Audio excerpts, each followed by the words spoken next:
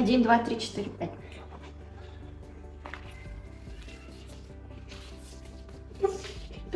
Один акшен. Стойте, стойте.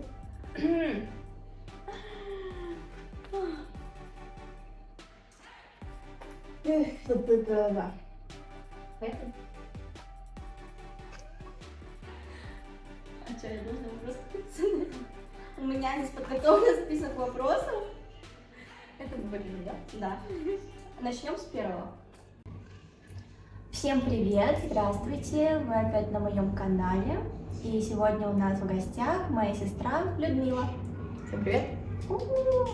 Людмила, здравствуйте. Добрый день. Спасибо, что согласились к нам прийти.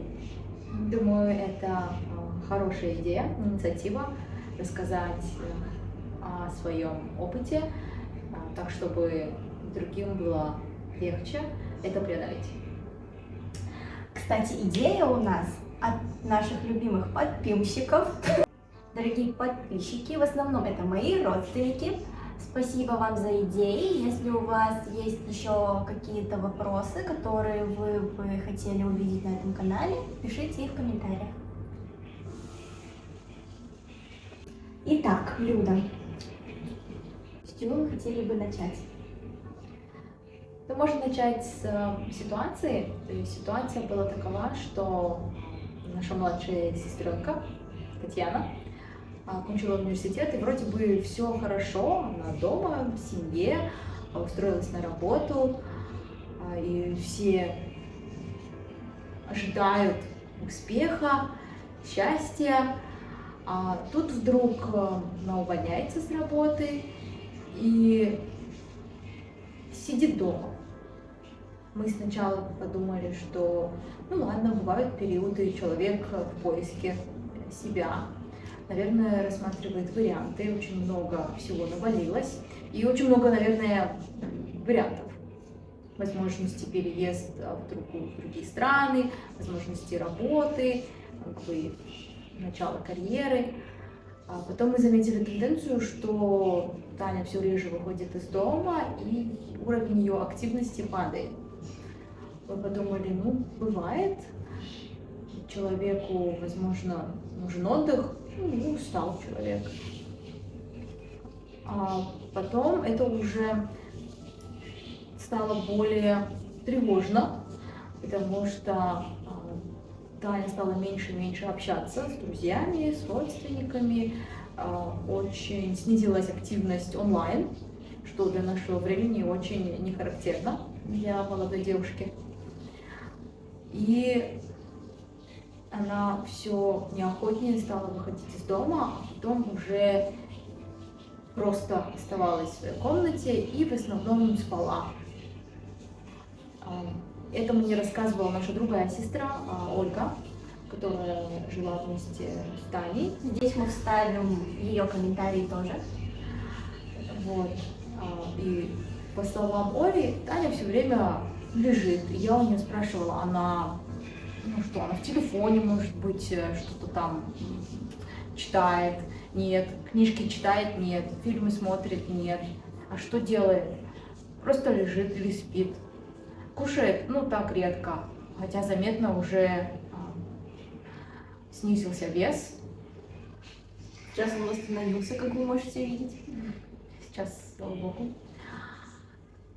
Я находилась далеко, и я сначала не придавала этому значения, подумала, ну бывает, пройдет, наверное, у человека. Может там какая-то осенняя витаминоз, или может быть дождик пошел, нет настроения. Зимой. Зимой это было, да, весной тоже дело. Потом Оля, наша сестра, сказала мне, что это депрессия у Тани. Я подумала, нет, как депрессия, в смысле, нет настроения, или это то, что фильм показывает, но это в фильмах. Такого на самом деле не происходит в обычной жизни. Вставочка, мы здесь рассказываем только личный опыт.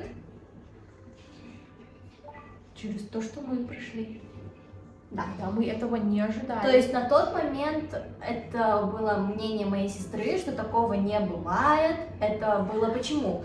Потому что моя сестра тоже не была подготовлена, информирована. Мы Давай с же этим не Мы сталкивались. с этим не сталкивались. Ну и поэтому к этому у меня мое личное отношение было такое, как бы, да нет, этого не бывает. Это просто лень, как там в Comedy Club они говорят. Ну это лень, в общем. Человеку нужно просто взять себя в руки и начать что-то делать, выйти из дома. Вот. Мои друзья сейчас такие все, класс. И радоваться, столько поводов для радости в жизни. Иди сам порадуйся. Иди сам порадуйся, оказывается.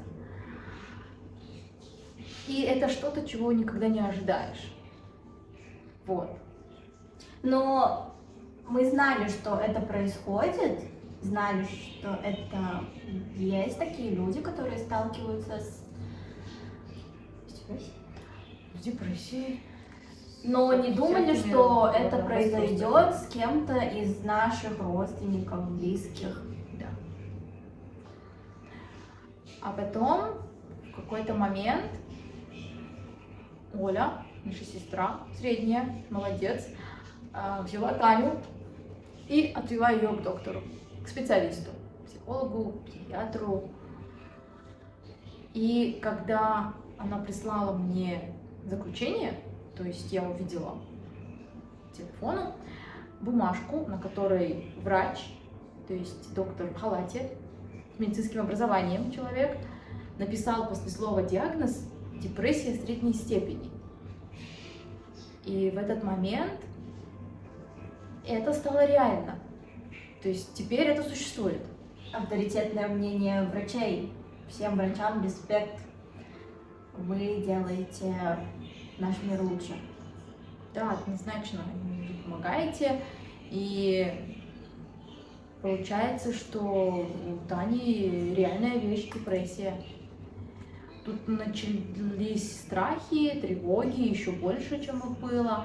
И основной источник страха было незнание. Я думаю, наша неподготовленность, наша неосведомленность. Не было моего канала. Да, и не было тоже таких случаев и опыта. И особо не было людей, не знаешь, с кем поговорить. Может, даже если у кого-то есть, то люди стараются, наверное, избегать об этом говорить, хотя это важно. Нужно говорить об этом. Хорошо, что есть интернет. Там, конечно, нужно фильтровать, но всякое незнание побеждается знанием, информацией. И я стала читать информацию, стала слушать мнение докторов, других людей про депрессию и про антидепрессанты тоже, потому что когда в первый раз видишь это слово или слышишь, это очень страшно. Кажется, что это же что-то из, опять-таки, фильма. Это что-то запрещенное. Запрещенное, либо это, ну и да, это как наркотики, либо ты если принимаешь, то значит у тебя прям совсем все плохо. И если ты принимаешь что-то, потом ты, наверное, уже никогда не слезешь с них. То есть, что вот делать? Это раньше вы так думали? Раньше я думала, да. Такое первоначальное, такое темное, серое, стереотипное мышление.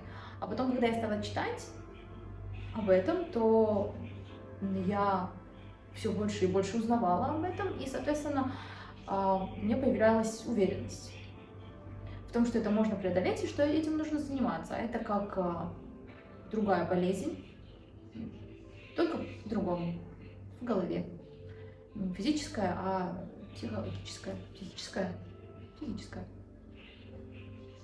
И когда я пришла к тому, что это болезнь, что нужно ее лечить, вот лечиться антидепрессантами, тогда уже мне, во-первых, самой стало спокойней, легче, и мы семейным советом приняли решение, что вот нужно следовать совету врача и принимать антидепрессанты. Еще был совет поменять обстановку, что мы тоже сделали. Вот. Да, спасибо большое. А я хочу заметить, что моя сестра прилетела домой летом, и именно стабильные какие-то посещения психиатра, именно 1 раз в неделю, без каких-либо отговорок, без моих Хочу. причин остаться дома, и вообще зачем это все нужно, только деньги тратим, это ничего не поможет. Несмотря на это, вот моя сестра Зашкиряк все время возила меня в Mental 3 раза. Med Center, и после того, как нам выписали лекарства, мы их сначала не принимали, я их сначала не принимала какое-то время, но потом... Мы все были так настороженно настроены. Потом решили, что поменяли обстановку. Моя сестра начала ежедневно давать мне лекарства. Когда я просто спала, она мне давала лекарства. по времени каждый день. Да. Давала мне лекарства и ходила на работу. Расскажите вот этот период, именно, например, первые 2 недели, когда вы начали давать мне лекарства. Ну, на тот момент мы уже знали, что и доктор проконсультировал, что нужно внимание, нужно следить за состоянием, потому что лекарства нужно подбирать, они могут не подойти, могут быть побочные действия, и что действие будет их не мгновенным, а последовательным. Результат будет только через 2-3 недели. Накопительный эффект. У антидепрессантов накопительный эффект. Да, то есть поэтому мы очень осторожно присматривались. Первые 3 дня, неделю, 10 дней прочитали всю инструкцию, что с чем можно, как принимать, как потом перестать принимать все это. Переживания, конечно, были, потому что у именно этих антидепрессантов, которые мы принимаем, есть такой эффект, они придают энергии. И доктор нас предупредила, что если есть суицидальные мысли, не дай бог, но иногда что делать, бывает такое, то они могут усилиться от этих антидепрессантов. И поэтому я иногда прям так настороженно смотрела, аккуратно ли Таня переходит дорогу. Но смотрю, она так осторожно от машин подальше, думаю, надеюсь, она об этом не думает. И я уходила на работу, но звонила ей в обед, в обеденное время, как бы проверяя, все ли в порядке, дома ли она, отвечает ли на звонок, кушает. Расскажите о том, что у вас была идея. У меня даже была идея поставить камеру. Ну, я не знаю, это может прозвучать как абсурдно, но да, об этом люди думают, задумываются.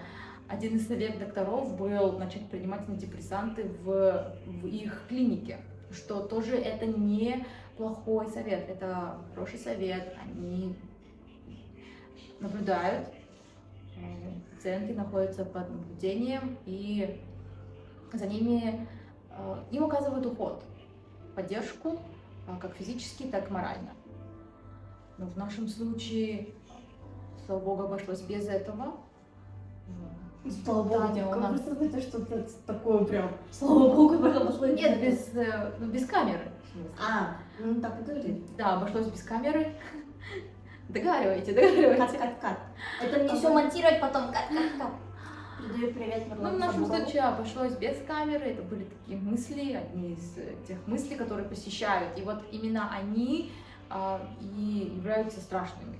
То есть мы боимся наших мыслей, наших догадок, наших страхов внутри. На самом деле это все можно контролировать действием и знанием. То есть мой совет: читайте информацию, смотрите докторов, должна быть тоже информация проверена, и нужно действовать. Когда нам впервые сказали, что нужны таблетки, мы сказали: нет, нужно просто там поговорить с этим человеком, дать время.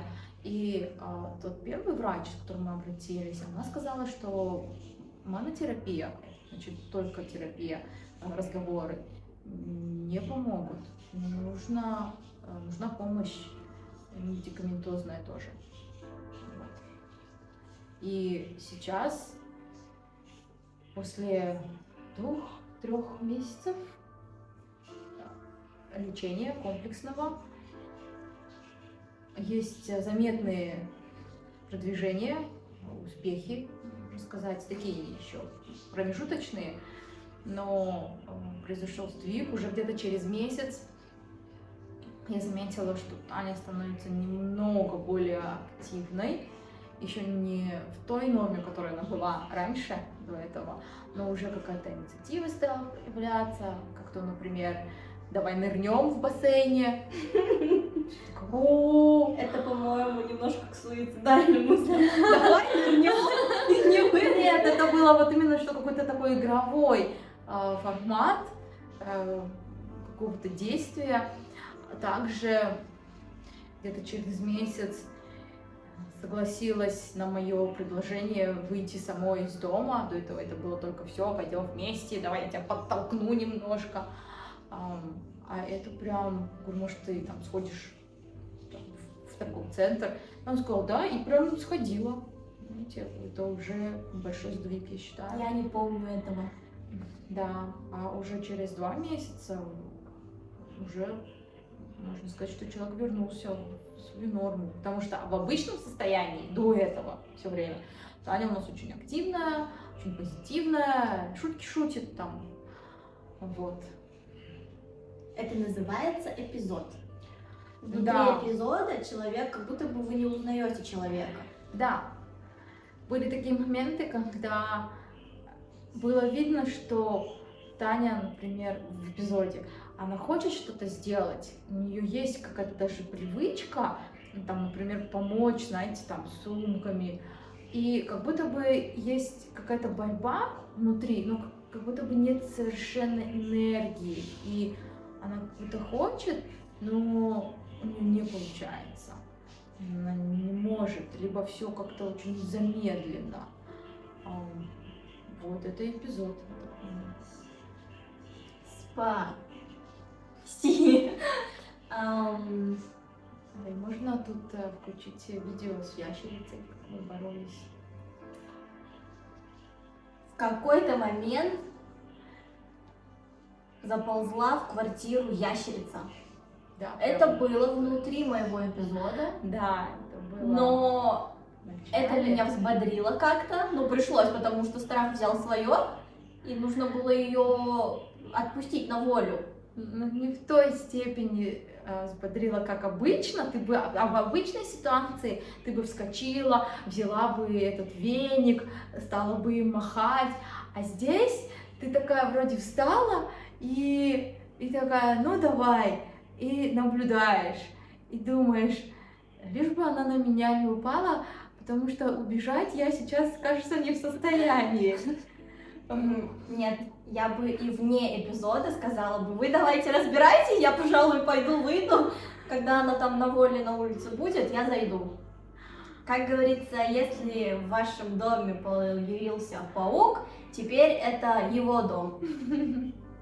Да, я считаю, это вообще Хороший. хороший признак. Это к удаче. Да. Поэтому мы ее просто так немножечко на балкончик. Берем внезапностью и резко я ее прям на улицу сейчас. Понятно? 1, 2, 3, вперед!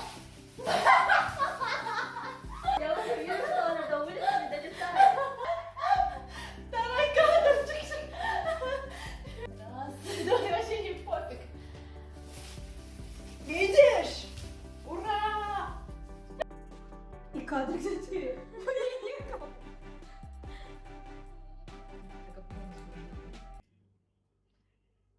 Про спорт. Спорт.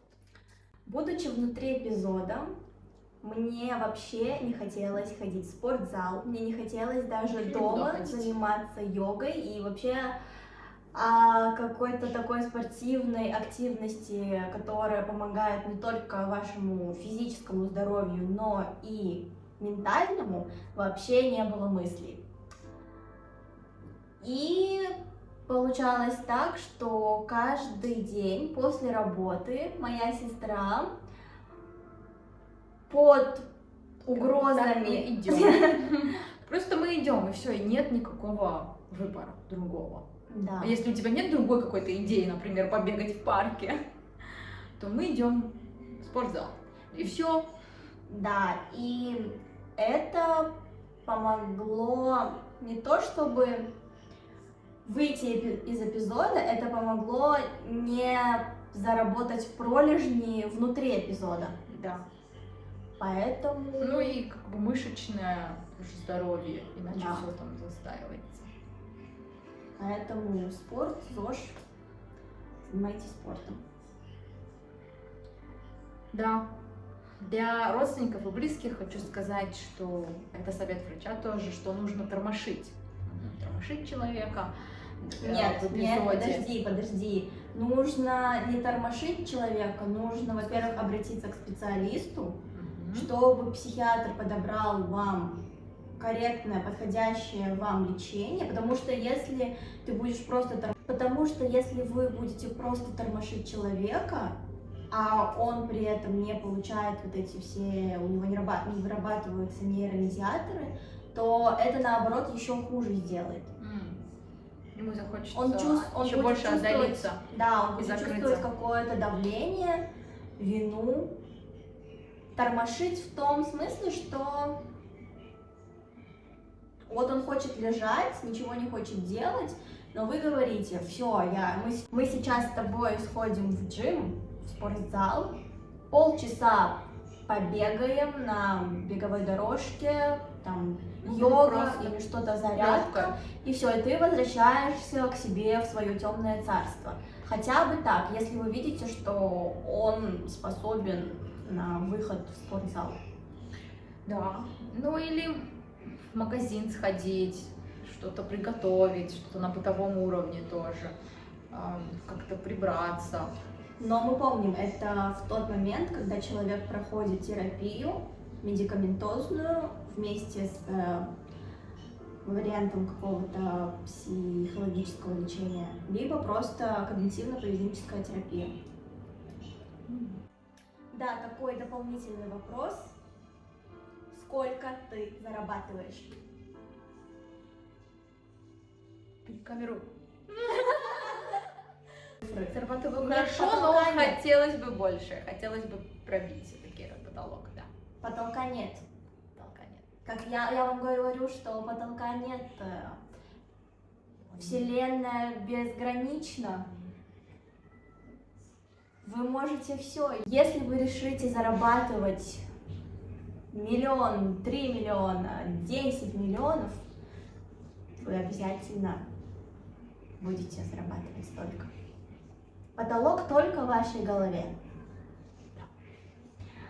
Люда, спасибо вам за это интервью, за то, что поделились вашим опытом. Я уверена, что близким людям людей, которые... Я уверена, что родственникам таких людей, которые столкнулись с психическим заболеванием, это тоже будет полезным.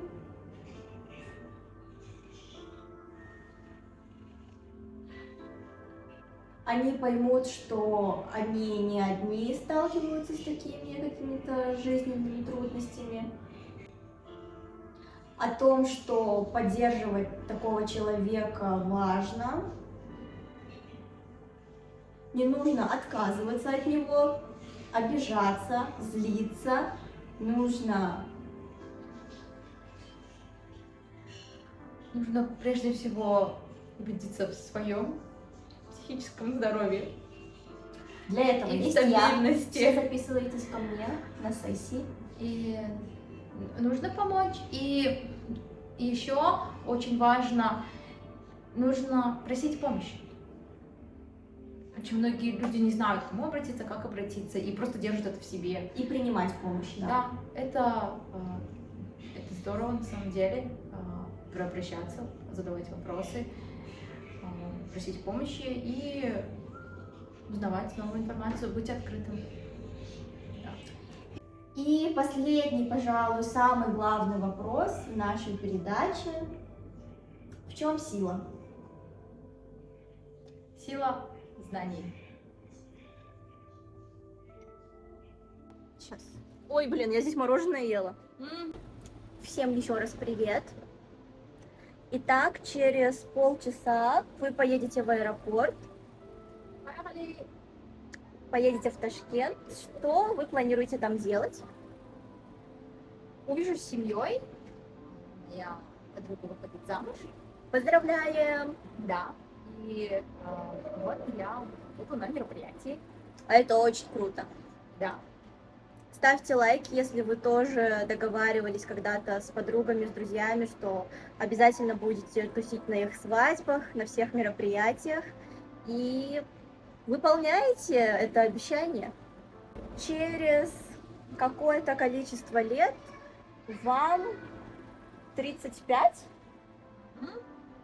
Скажите, что должно произойти и что бы вы назвали счастьем для вас в 35? Я думаю, что достижение личной свободы, Личной свободы. Что Да. это такое? но это что-то для меня самой. Я вам потом скажу, вдруг исполнится. Так, хорошо. Ну и исполнение еще нескольких желаний, которых мы ждем. Говорить нельзя, только исполнить. Да, то есть есть какие-то желания, и когда вам исполнится 35, конечно же, программируя Вселенную, они все исполнятся, и мы запишем второй видеоролик, Да. где Людмила нам расскажет о своих желаниях некоторое количество лет назад, и вот что они сейчас исполнились, и что такое счастье. Да. Могу сказать, что одно из желаний уже сбылось. Вот, вы можете видеть, это вот такой вот бассейн прямо возле дома. Можете видеть бассейн.